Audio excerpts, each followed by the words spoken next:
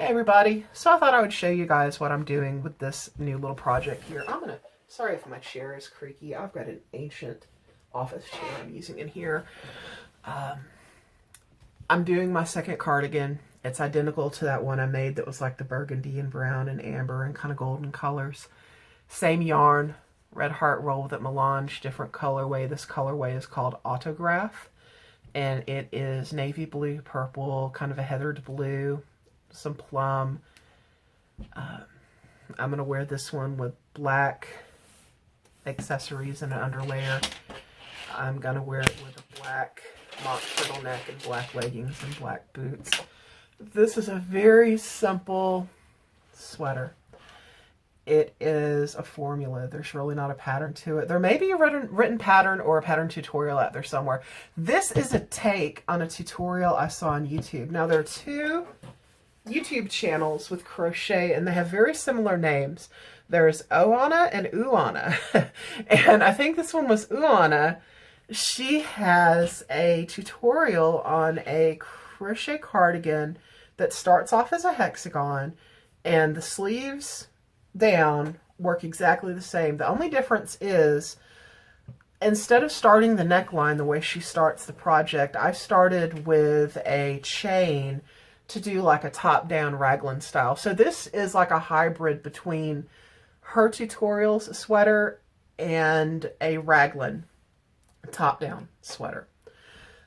So the way that I started with a chain, okay? I chained enough stitches to comfortably go around my neck in a multiple of 6. So for me, that was 96 stitches. This is something you can use any weight of yarn, any size hook, and make it to fit any person. So you're just going to need to figure out what is the right size for who you're making it for.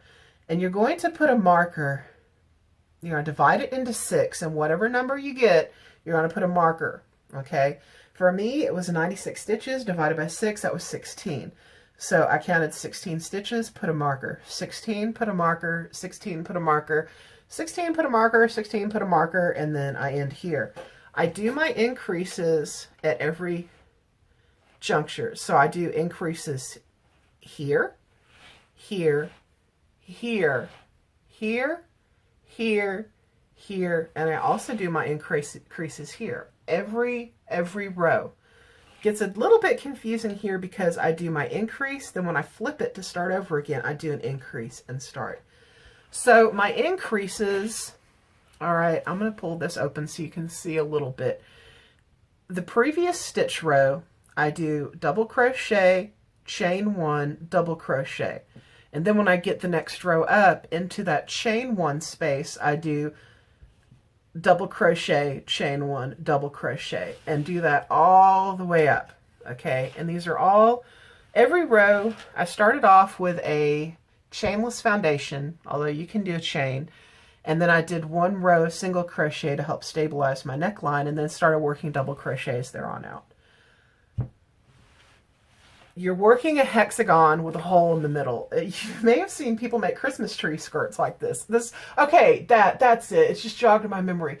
I saw a tutorial for a Christmas tree skirt, and I saw the tutorial for the cardigan, and I kind of like thought, well, that's like a mash. I like did a top-down raglan mashup between the two. Just my brain went there.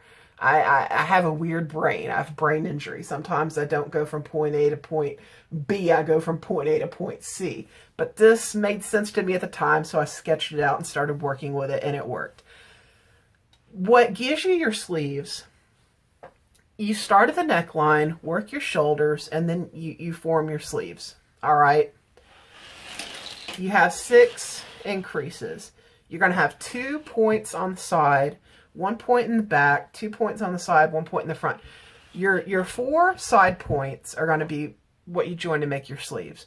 So you're just going to keep working all the way around, making a big old hexagon with a head hole in the middle. And when your 2 side spans between your 2 side points gets big enough that this will comfortably go around your upper arm with enough room to spare for ease of wear, you're going to then close these 2 points, and that's going to be your armhole. So let's say you've measured this, it's the right length. You start your next row, you're going to crochet, crochet, crochet, crochet, crochet, crochet, crochet, crochet, crochet, crochet, until you get to this point, and then you're going to take this point and you're going to fold it together, all right? Wrong sides together, right sides out, and you're going to join these 2 together just with like slip stitches. And I do an extra stitch to stabilize it, and you're going to work yourself another double crochet or 2 in that little space. I think I did 3. I think I slip stitched it together, and then over the course of this I did 1, 2, and 3, or maybe 1, 2, 3, 4. And then you're going to continue along, double crochet, double crochet, double crochet, double crochet. Get to your increase point, double crochet, chain 1, double crochet, double crochet, double crochet, double crochet, blah, blah, blah, blah, blah. Okay, you've got to your next side point, right? Then you're going to take these 2 and you're going to join them. And then you're going to continue, double crochet, double crochet, double crochet. And then you get to the end of that round, or that row. Then you flip it over, you're going to work. Okay, double, double, double, double, double, double, double, double. Okay, you're going to just leave your armhole be, and you're just going to continue working then double, double, double all the way around. So you have created, it's going to end up looking like this, okay? And this will be your armhole, this opening here. All right, and then if you leave it as is, it's like a little right off the shoulder cap sleeve, but you're going to want to come in and then just add your yarn in here, and you're going to want to work in the round, and you're going to want to, if you want to taper it until it's as long as you want it, and that's how you're going to get your sleeves. And since you're no longer working these 4 side points, you're only going to have 2 points. You're going to have your front center point and your back center point. And that's going to give you that pointed hemline that's longer in the front center and back center. And I really like the way this looks. It gives you that neat kind of yoke effect across the back.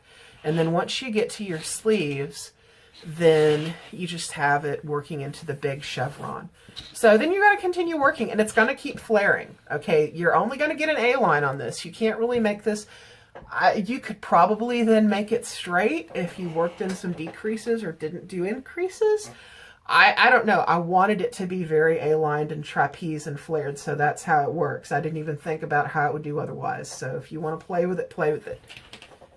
When it gets as long as you want it, you're going to stop, tie off your yarn, knot off your yarn.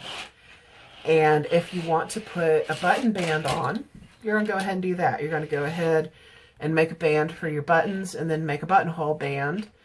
And then you're going to finish everything. You're going to put like 1 or 2 rows of single crochet as an edging, and you're going to do that all the way around.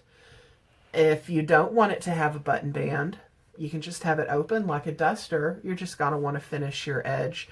I like to put 1 or 2 rows of single crochet to kind of cover up my edge where I've got, you know, my stitches. It just makes it look a little more finished.